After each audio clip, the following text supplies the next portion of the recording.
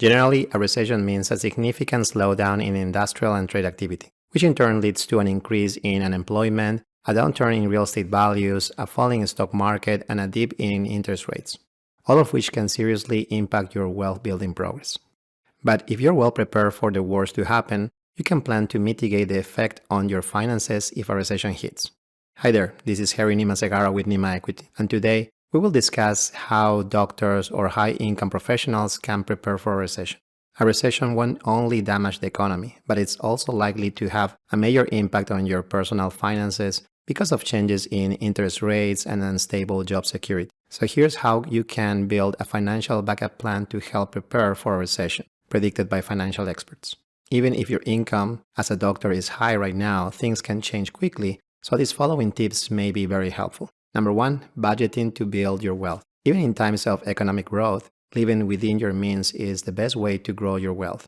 And that means making sure that monthly expenses, such as rent or mortgage payments, car payments, and discretionary spending stay within budget so you are feeding your savings accounts rather than getting extra debt or loans. So to prepare for a recession in an economic downturn, you should be very mindful of staying within your budget. If you're serious about creating a financial future that enables you to create generational wealth or boost your retirement account, you need to start by being intentional about how you spend money. Number 2, keep your good credit. As you intentionally don't take on new debt, pay down high interest debt, and put more money in your savings accounts, keep an eye on your credit score. Now is a good time to get any inaccuracies cleared up with the credit bureaus so that your excellent track record can support you if needed. Remember, credit is a tool to be used wisely. If you find yourself in the position of needing a credit line at any point in the future, take intentional credit boosting actions now so that your credit can support you when you need it to. Start by pulling your credit report, not just for your score, so that you can confirm the creditor's balances and activity list.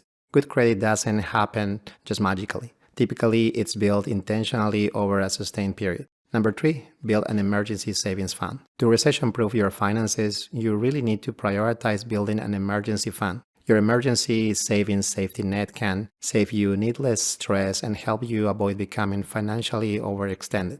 So step 1 is putting aside 3 to 6 months of your basic living expenses to mitigate the risk of changing jobs or even disability. Then you can continue the process by slowly boosting your emergency fund to a year of basic living expenses. Then you need to figure out where to keep your savings. Currently, over the last year, banks have raised savings yields quickly in response to the Fed's aggressive rate hikes, which can make that an attractive option. But it's important not to sacrifice liquidity for yield.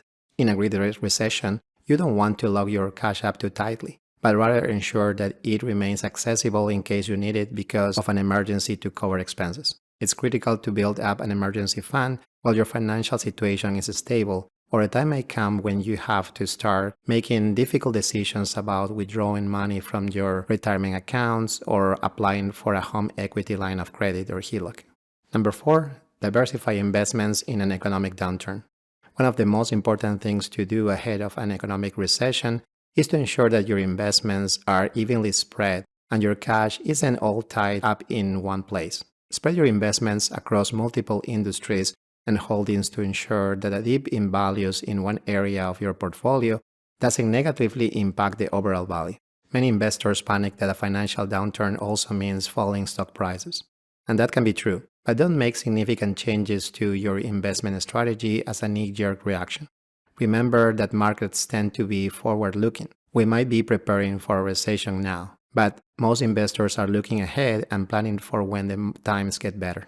Number 5, pay off high-interest debt. With a possible recession coming in the next 12 months or so, the last thing you need is a stack of high-interest debt to pay off. If you can pay off any debt you currently have, you can potentially save a lot of money in interest payments.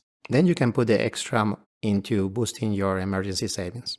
I would always advise paying off any credit card debt before you plan any further investments, particularly because if you have high interest debt, the cost of your interest payments may exceed the return on your investment. For instance, if you have a loan or credit card debt with a 20% interest rate, it's far better to pay off that debt as a priority rather than putting more into investments as the average long-term rate of return of the stock market is likely to be considerably lower than that. If you're interested in learning more about finance, real estate, and syndications, and how they can help you grow your wealth for the future, join the Nima Equity Doctors Investing Club today. You'll find the link down below in the description. And finally, if you like this video, hit that like button below, share with a friend or colleague, and be sure to subscribe.